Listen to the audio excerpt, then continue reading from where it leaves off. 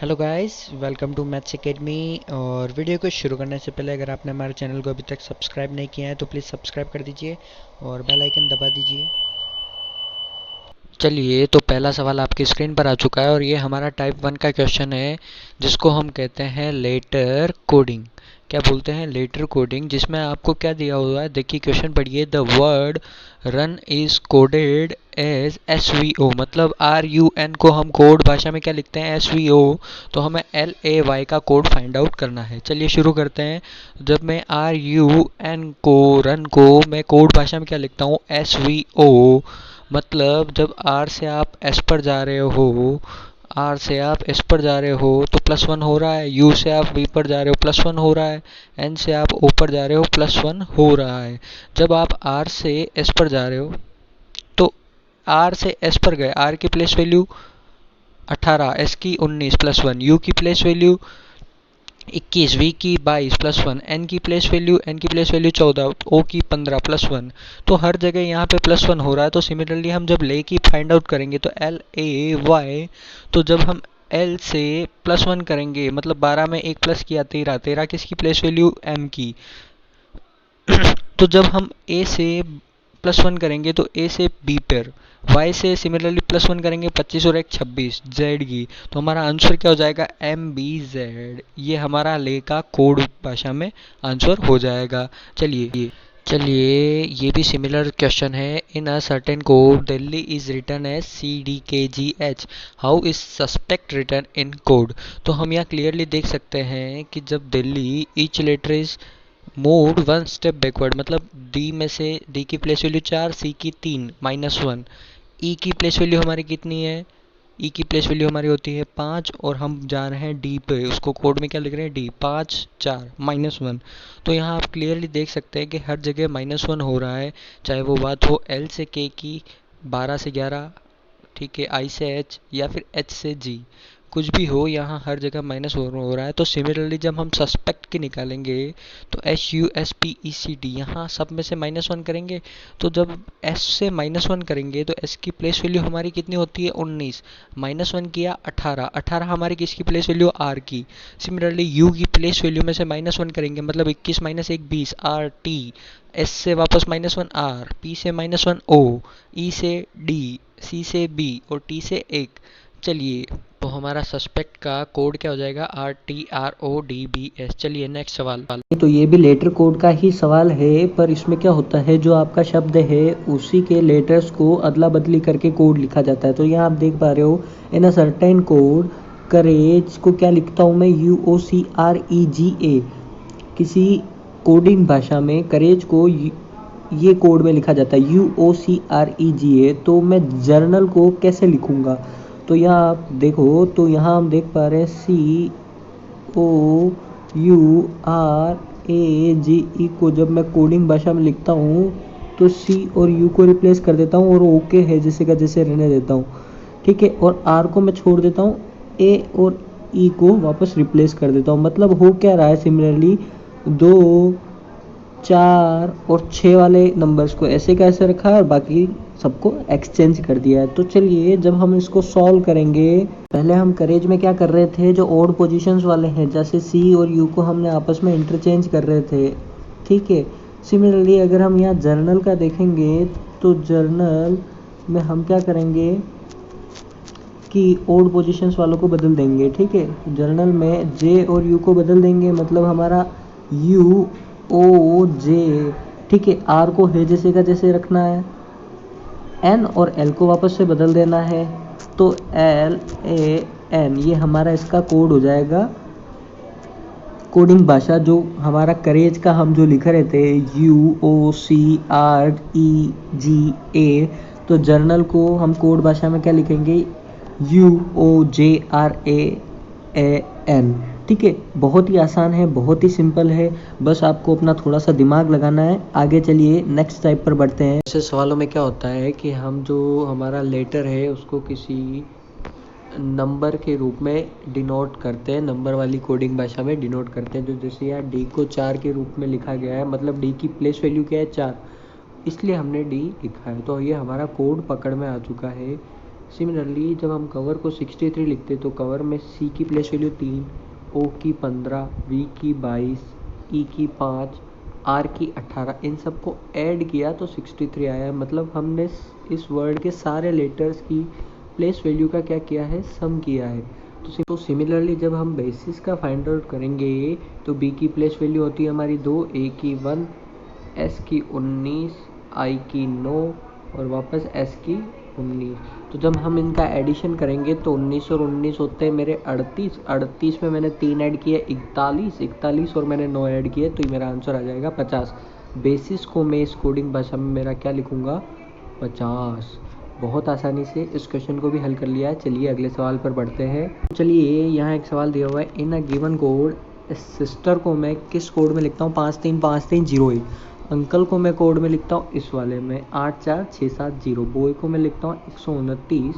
तो मैं रस्टिक को किस में लिखूँगा, तो सर यहाँ सिस्टर जो मेरे को दिया हुआ है उसको मैं सिंपली चेक करूँ तो मेरा 5 एस की प्लेस वैल्यू ना आगे से होती है ना पीछे से, ठीक है ना, बैकवर्ड में ना फॉरवर्ड में, यहाँ प्लेस वैल्यू नहीं लगती है। ऐसे सवालों में अक्सर होता क्या, जब प्लेस वैल्यू नहीं लगे वहाँ आप सीधा कोडिंग मिलाइए। तो मेरा एस का कोड 5 है। सिमिलरली क्वेश्चन में सीधा कोड दिया हुआ है, आई का कोड मेरा 3 है, एस का 5 है, टी को मैं कोड में 3 लिखता हूँ, ठीक है। मतलब सिंपली हमको कोड दिए हुए हैं।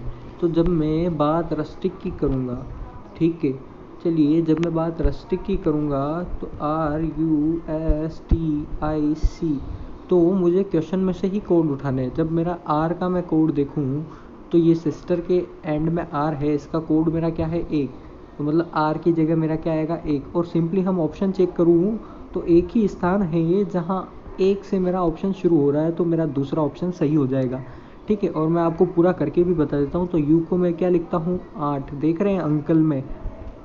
चलिए एस को मैं क्या लिखता हूँ, तो एस को मैं लिखता हूँ 5, ठीक है। टी को मैं क्या लिखता हूँ, तो टी को मैं यहाँ देखिए टी सिस्टर का तो यहाँ 3।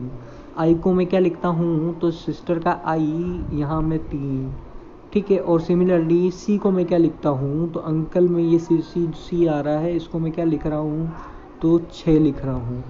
बिल्कुल बी ऑप्शन राइट हो जाएगा बहुत आसानी से। ऐसे जहाँ प्लेस वैल्यू नहीं लगे ये फॉर्मूला लगाइए। सेम सवाल कि जहाँ मेरे कोडिंग भाषा में 1 5 7 8 9 को मैं लिखता हूँ XTZAL, 2 3 4 6 को मैं लिखता हूँ NPSU, मतलब मेरी X का कोड है 1, T का 5, Z का 7 और A का 8 और L का 9, ये आप देख पा रहे हैं। और सिमिलरली N को मैं लिखता हूँ 2, P को 3, S को 4 और 6 को U। तो मेरा 2 3 5 4 9 का कोड क्या हो जाएगा, इसने क्या पूछा है, 2 3 5 4 9 का कोड क्या हो जाएगा। तो देखिए क्वेश्चन में कोड लिखे हुए थे, तो मेरा n का 2 का कोड कितना था n, तो यहाँ मैंने n लिखा। 3 का कोड मेरा p था, p लिखा। 5 का कोड नीचे वाले में नहीं है, ऊपर वाले में देखिए 5 का कोड मेरा t है, तो मैंने t लिखा। 4 का कोड मेरा क्या है s है, तो मैंने s लिखा। 9 का कोड मेरा क्या है L है, तो मैंने L लिखा। तो मेरा सिंपली 2 3 5 4 9 का मेरा कोड क्या हो जाएगा, NPTSL, ठीक है। बहुत आसानी से इस क्वेश्चन को भी हमने हल कर लिया। चलिए बढ़ते नेक्स्ट सवाल पर। तो ये एक ऐसा टाइप है जिसको अक्सर हम एग्ज़ाम में पाते हैं और ये एग्ज़ाम में पूछ लिया जाता है। In a certain code language ओ की टॉप मा means Usha is playing cards, मतलब इस कोड को ये मतलब होता है कोबजा की माँ का मतलब होता है आशा इज प्लेइंग कार्ड्स। तो इसमें ऐसा नहीं होता है कि उषा मेरा पहले नंबर पे है और पो मेरा पहले नंबर पे, तो उषा का मतलब पो हो गया, जी बिल्कुल नहीं। तो इसमें क्या होता है कि हमें दो सेंटेंस को कंपेयर करके पता करना होता है कि किसका मतलब क्या है। तो की टॉप सोप हो का मतलब होता है they are playing football, and po sur cop means card and tennis. Which word is that language means asha. हमें इस सेंटेंस में आशा का मतलब फाइंड आउट करना है। तो सबसे पहले मैं क्या करूँ कि उषा और इस वाले सेंटेंस को मैं मैच करूँ। तो यहाँ मैं देखता हूँ कि इस प्लेइंग दिख रहा है आपको, इस प्लेइंग और इस प्लेइंग सेम है, मतलब इन दोनों में एक ना एक कोड सेम है। तो यहाँ इज़ और प्लेइंग का कोड फाइंड आउट करें तो इज़ और प्लेइंग का कोड्स यहाँ मैं देखता हूँ कि है, यहाँ भी मेरा की है, ठीक है। यहाँ मेरा एम में है माँ और यहाँ भी मेरा माँ है, मतलब इस प्लेइंग का कोड है मेरा की और माँ। ठीक है, मतलब मेरा की और माँ में से तो आशा का नहीं है, मतलब माँ तो मेरा हट गया ऑप्शन में से ही।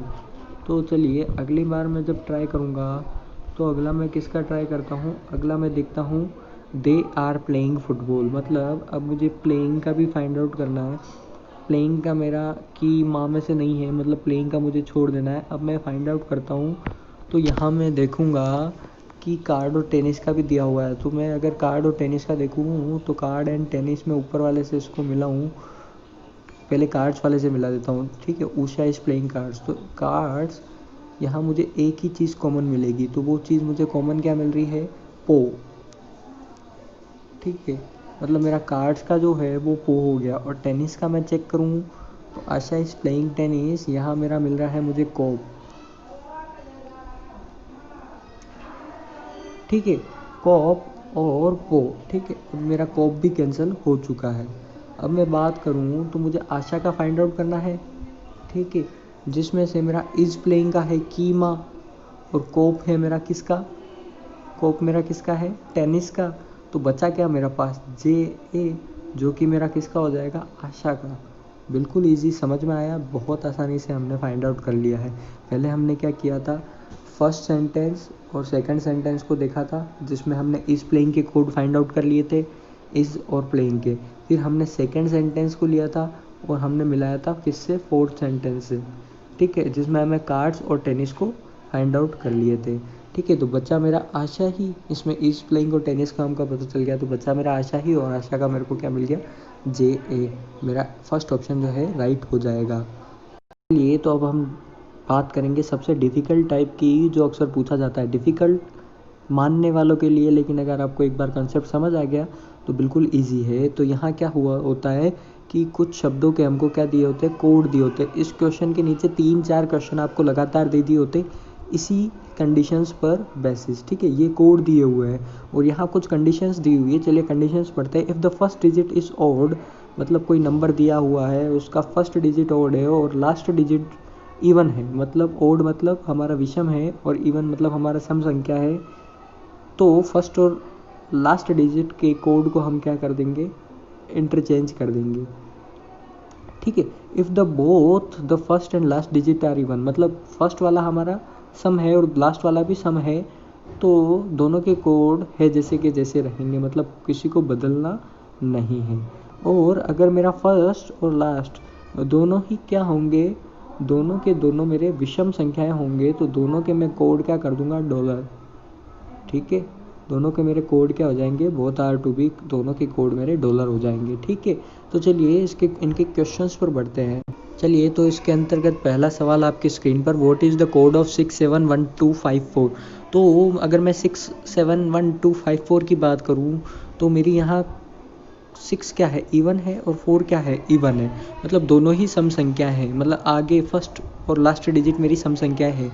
तो यहाँ मेरी सेकंड कंडीशन ट्रुथ होती है कि जब मेरी दोनों ही संख्याएं इवन हो, मतलब कि सम हो, सबसे पहली और सबसे अंतिम, तो मेरे को कोड में कोई चेंज नहीं करना है। तो कोड में कोई चेंज नहीं करना है, तो यहाँ देखिए 6 का कोड मेरा क्या है, @ ठीक है, सिमिलरली 7 का कोड मेरा क्या है, एम।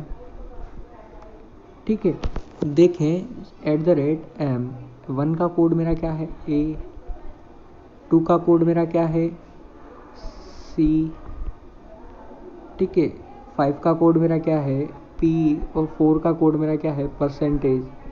ठीक है, तो ऐसा एक ही ऑप्शन दिख रहा है, फर्स्ट ऑप्शन। यहाँ हम शुरुआती देख के ऑप्शन टिक नहीं कर सकते क्योंकि नन ऑफ दीज भी दिया हुआ। अगर मेरा यहाँ पे एक भी नंबर मिस हो गया तो मेरा नन ऑफ दीज राइट हो जाएगा, है ना। तो यहाँ बहुत हमको सावधानी बरतनी पड़ती है। चलिए इसी के अगले सवाल पर बढ़ते हैं। चलिए तो इस सवाल में देखें तो मुझे 215349 का कोड फाइंड आउट करना है। तो यहाँ मैं देखूँ तो मेरा 2 इवन है और 9 मेरा क्या है, ओड। मतलब फर्स्ट इवन और सेकंड ओड। तो मेरी यहाँ कोई भी कंडीशन नहीं लग रही क्योंकि फर्स्ट में मुझे पहला जो है वो विषम होना चाहिए और अंतिम जो है सम होना चाहिए। यहाँ ऐसा नहीं है। दूसरी कंडीशन में मेरे दोनों ही सम होने चाहिए, नहीं है। तीसरी कंडीशन में मेरे दोनों ही विषम होना चाहिए, वो भी नहीं है। तो मेरी तीनों कंडीशन नहीं लग रही है। तो एज इट इज़ मुझे उनके कोड लिखने हैं। तो मेरा 2 का कोड क्या है, चलिए यहाँ से 2 का कोड ये दिख रहा है मुझे, ठीक है। 1 का कोड मेरा क्या है, ए। यहाँ सेकंड स्थान पे ये आ रहा है नहीं, तो मतलब ये मेरा ऑप्शन गलत हो जाएगा। अगर मैं सीधा टिक कर देता तो मेरा यहाँ गलत हो जाता। मेरा ऑप्शन क्या है, नन ऑफ दीज, बिल्कुल सही। चलिए बढ़ते हैं अगले सवाल पर। चलिए तो जहाँ देखूँ तो दिख रहा है क्लियरली कि 8 1 3 4 6 9 फर्स्ट, इवन सेकंड, लास्ट वाला ओड। यहाँ भी इनमें से कोई कंडीशंस नहीं लग रही हैं, तो सिमिलरली मेरे को है जैसे कि जैसे इनके उतार देने हैं। तो ऐड का कोड मेरा होता है डी, ठीक है। 1 का कोड है मेरा ए, लेकिन यहाँ एक गड़बड़ है कि 8 का जो मेरा कोड होता है वो मेरा स्मॉल डी दिया हुआ है, दिख रहा है। 8 का जो मेरा कोड है वो स्मॉल डी है, और यहाँ अगर मैं स्मॉल डी लिखूँगा तो यहाँ मेरे किसी भी ऑप्शन में स्मॉल डी है नहीं, तो मेरा नन ऑफ दिस मेरा राइट आंसर हो जाएगा। हो सकता है यहाँ मिस प्रिंट हो, यहाँ कैपिटल डी ही हो, लेकिन जो हमको क्वेश्चन में प्रिंट है उस हिसाब से यहाँ स्मॉल डी नहीं है, ठीक है। तो कैपिटल डी के यहाँ दिए हुए सारे ऑप्शंस, ठीक है। अब मैं कैपिटल टी के हिसाब से भी आप इस क्वेश्चन को सॉल्व करके बता देता हूँ। जब मैं स्मॉल डी लेता हूँ तो ये मेरा none of this answer right हो जाएगा। जब मैं कैपिटल डी लेता हूँ तो जब मैं यहाँ पे कैपिटल डी लूँगा तो मेरा डी, 1 का मेरा कोड ए, 3 का मेरा कोड के, ठीक है, 4 का मेरा कोड परसेंटेज, डी एक के परसेंटेज हो गया। अब मेरा अगला आता है 6 का मेरा कोड कितना है, @ और 9 का मेरा कोड है आर। ऑप्शन नंबर सेकंड मेरा राइट हो जाएगा। चलिए आज के वीडियो में बस इतना ही। चलिए तो वीडियो को दबा के लाइक और शेयर करिएगा, और हमारे चैनल को ज़रूर सब्सक्राइब ज़रूर कर दीजिएगा। चलिए मिलते हैं नेक्स्ट वीडियो में। Thanks for watching guys.